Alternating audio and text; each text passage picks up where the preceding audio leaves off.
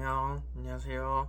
주식계정 평택토비예요. 네, 요즘 미중 패권 전쟁, 눈에 보이지 않는 제3차 대전, 미국과 중국의 자존심 대결 때문에 네, 요즘 우리 주식 투자자들이 많이 심리적으로 힘들죠. 네, 다들 그럴 거라 생각해요. 사실 저는 이런 부분을 조금 예측을 해가지고, 네, 식량 그리고 전기 유틸리티에 올해 초반에 많이 옮겨 담았거든요. 그래서 저는 사실 올해는 그냥 수비만 잘하자 생각을 해서 그렇게 공격적인 투자를 안 해놨기 때문에 제가 별로 투자 때문에 막 그렇게 힘들고 그런 건 없는데, 작년이랑 재작년처럼 똑같은 결로 투자를 하셨던 분들은 올해는 많이 힘들 거예요, 아마. 네.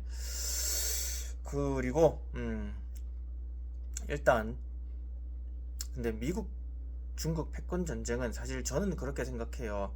장기적으로는 미국이 이길 수밖에 없다. 그리고 중국도 그걸 알기 때문에 진짜 뭔가 공산당 특유의 정부에서 몰아주는 기술 발전과 뭐 산업 부양을 하고 있다고 저는 생각을 해요. 뭐 이를테면 태양광이나 원전, 뭐 AI 이런 데는 그냥 국가가 주도적으로 나서서 약간 전체주의적인 이념을 사람들한테 좀 심어주면서 이쪽으로 돈이 몰리게 그렇게 좀 주도하고 있죠. 물론 중국이 사회주의 국가니까 그게 또 가능한 것 같기도 해요. 네. 그럼 단기적으로는 지금 우리가 딱 눈에 보이는 게 트럼프 대통령이 관세로 중국을 괴롭히고 있는 것 같다. 근데 정말 관세를 그리고 관세를 막 때리는데 중국은 진짜 100% 넘게 때리고 다른 동맹국들한테도 뭐 10%씩 때리고 하고 있잖아요. 근데 이게 정말 중국을 괴롭히는 걸까요? 좀 잘 생각해 봐야 돼요. 물론 반도체 기술이 막 못 넘어가게, 고급 반도체 기술이 반도체 칩이 못 넘어가게 막고 하는 거는 중국이 뭔가 이런 빠른 기술 발전을 통해서 장기간에 시간만 지나면 미국은 중국을 이기게 돼 있어. 왜냐하면 중국은 일단 식량과 에너지가 항상 부족하고, 미국은 에너지 땅 파면 쉘돌 깨면 가스 나오고 석유 나오고, 그리고 씨 뿌리면 그냥 곡물이 무럭무럭 자라납니다. 네, 이런 환경이기 때문에 이 두 나라만을 두고 보면, 그리고 중국은 점점 사람들이 늙어가고 있죠. 근데 미국은 이민 오고 싶어 하는 사람들이 많아요. 그러니까 장기적으로 보면 미국은 가만히 그냥 let it be 그대로 놔두면 중국을 이길 수밖에 없어요. 그러니까 중국도 이걸 알고 빨리 좀 기울어진 산업 구조를 만들어서라도 이 미국을 이겨보려고 막 기술 발전, AI 발전 지금 하고 있고, 미국은 이게 좀 그냥 가만히 있으면 지들이 이기니까 빠른 시간에 못 넘어가게 중국을 향해서 약간 기술 봉쇄령을 내려놨죠, 지금. 근데 이게 단기적으로 봤을 때 이 기술 봉쇄나 기술 뭐 어떻게든 우회해서 넘어갈 수도 있는 거고, 네,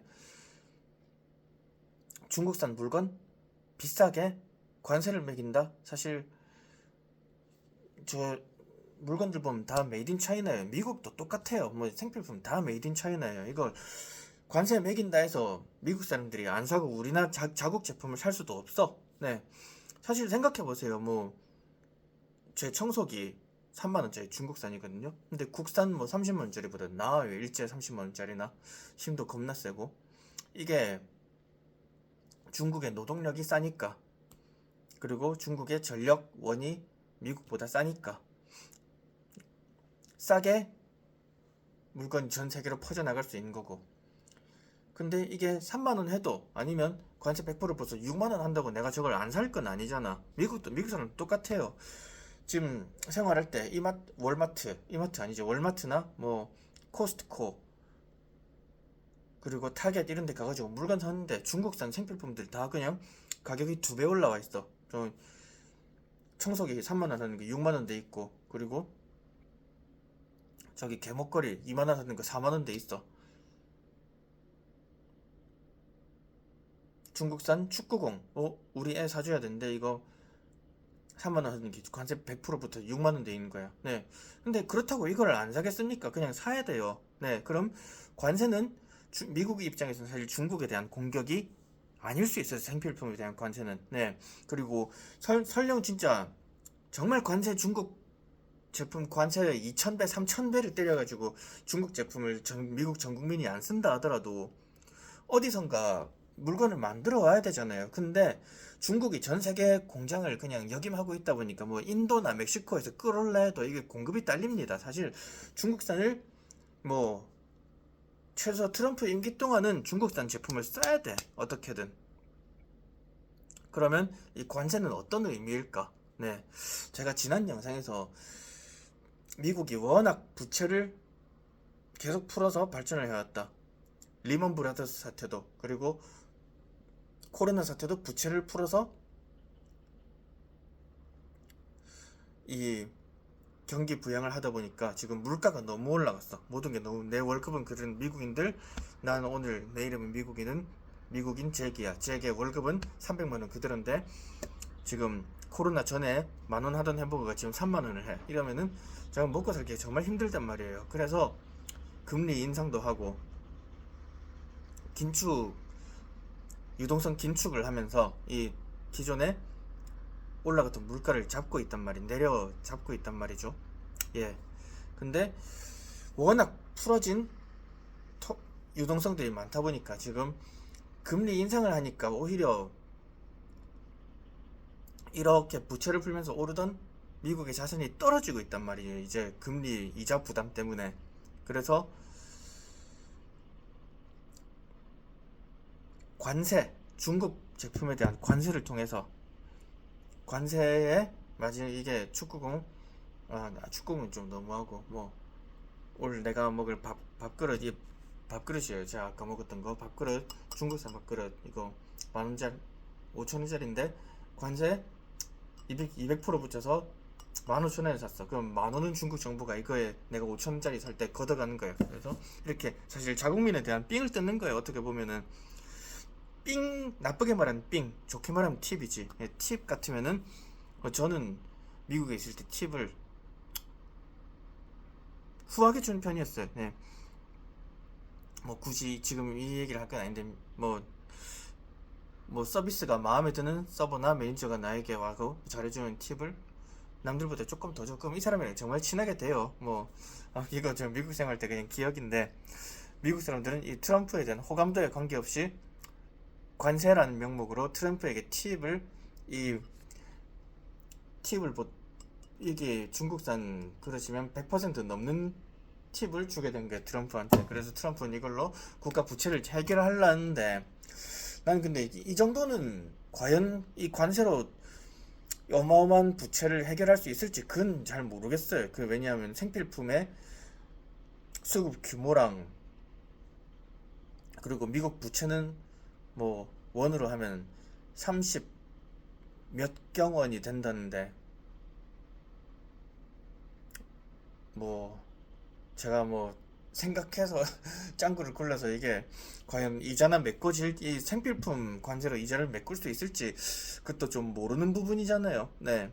그래서 제 생각에 트럼프는 이렇게 관세가 걸리면은 미국 생산품도 외국에서 관세가 걸리면서 좀 미국 기업들이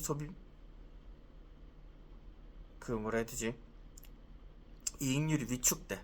그리고 자국민들은 조금 소비 심리가 약간이라도 줄어. 그렇게 되면 그리고 관세를 일단 90일 유예하겠다 했잖아요. 지금 그걸 보고 있는 거예요. 10% 관세를 걸고 중국엔 100% 넘는 관세를 걸면서 생필품 관세가 얼마나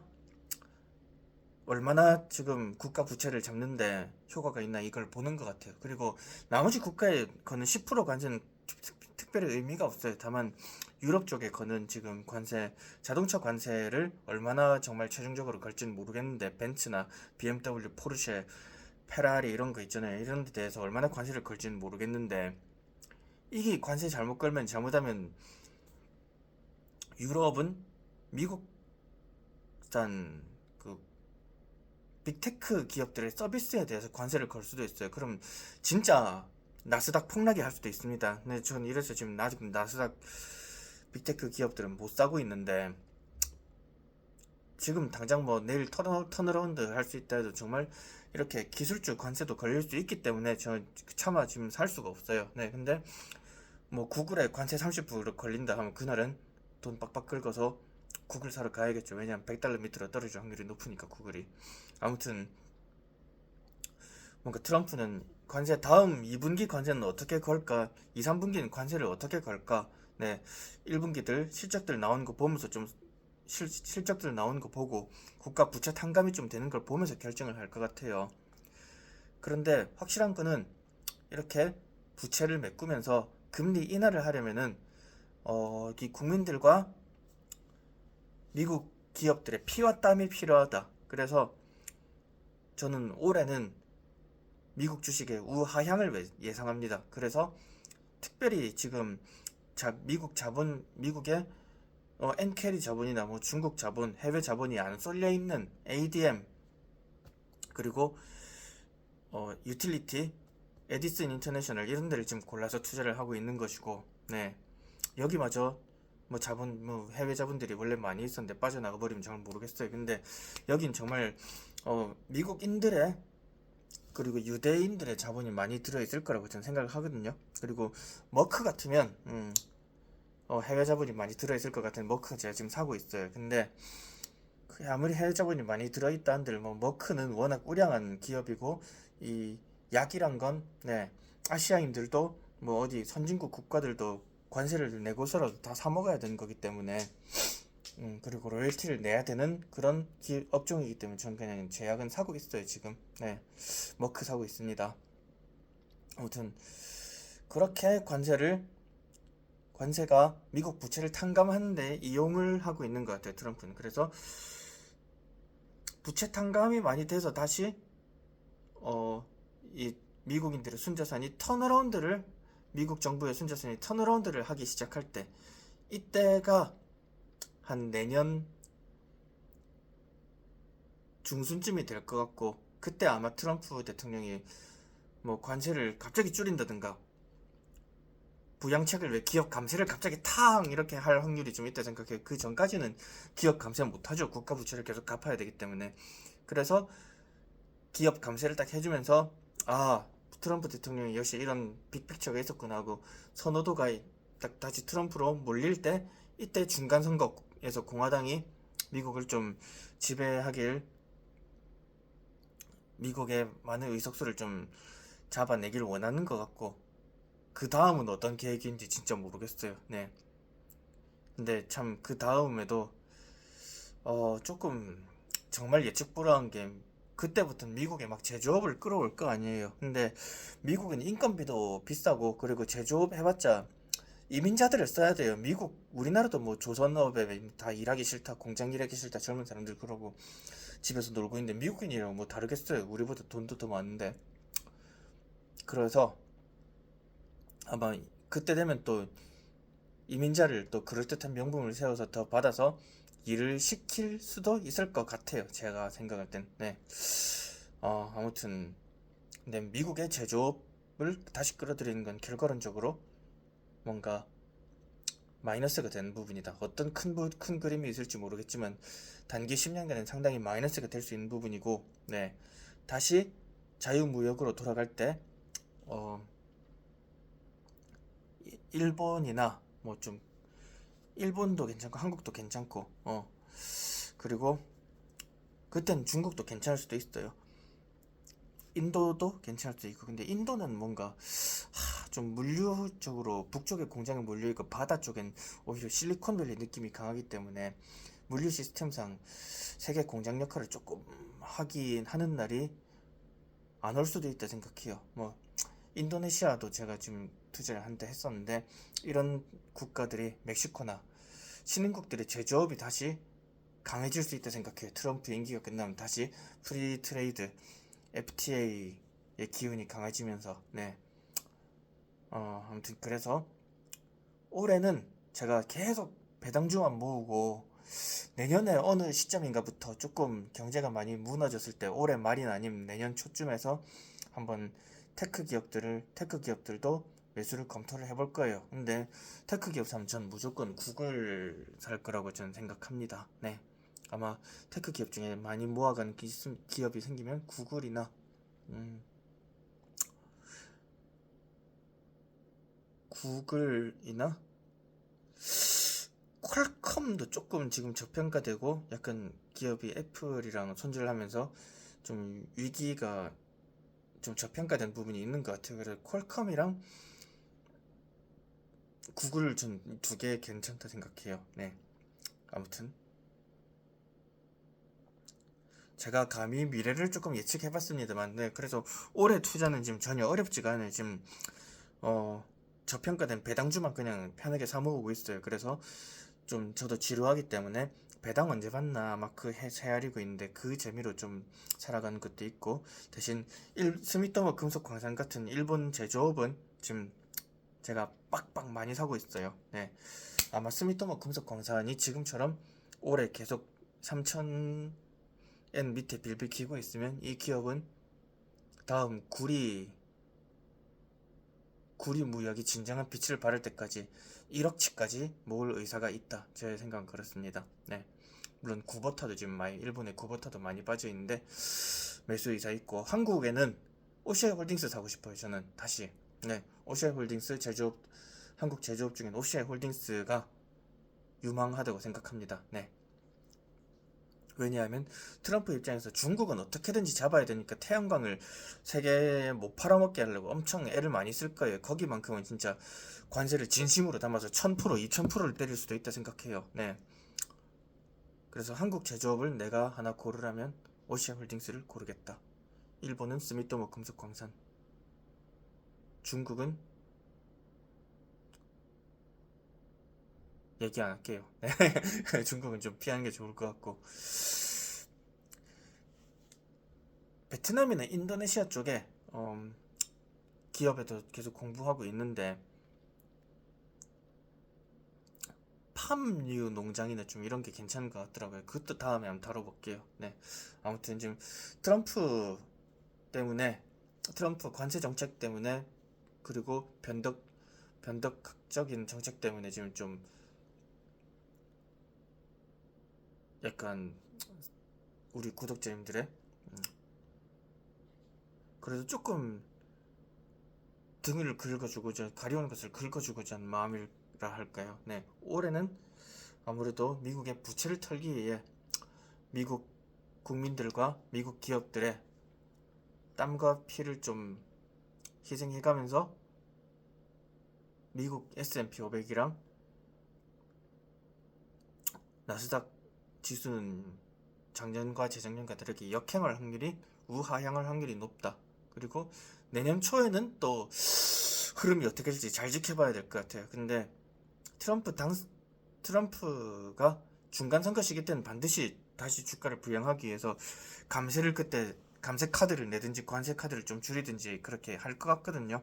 네, 한번 잘 지켜봅시다. 네, 올해 저 배당 타먹기에 최고 애를 많이 써볼게요. 네, 올해 안에 월 배당 100만원 이상씩 월마다 7, 800 사이 7, 800에 가까운 배당을 받을 수 있는 배당 플랜이 짜지면 가장 좋은데 그까지 될지는 모르겠어요. 네. 아무튼 참고해서 우리 다들 같이 잃지 않고, 그냥 배당금만으로도 먹고 사는 걱정 없는 투자를 하기 위해 오늘도 공부하고 애를 써봅시다. 그럼 이만 들어갈게요. 오늘 몇 분 얘기했지? 20분 얘기했네. 와. 아이고, 말이 많네. 들어갈게요. 빠이. 환절기인데 다들 감기 조심하시고, 다음 주부터는 아마 따뜻한 옷 입을 것 같아요.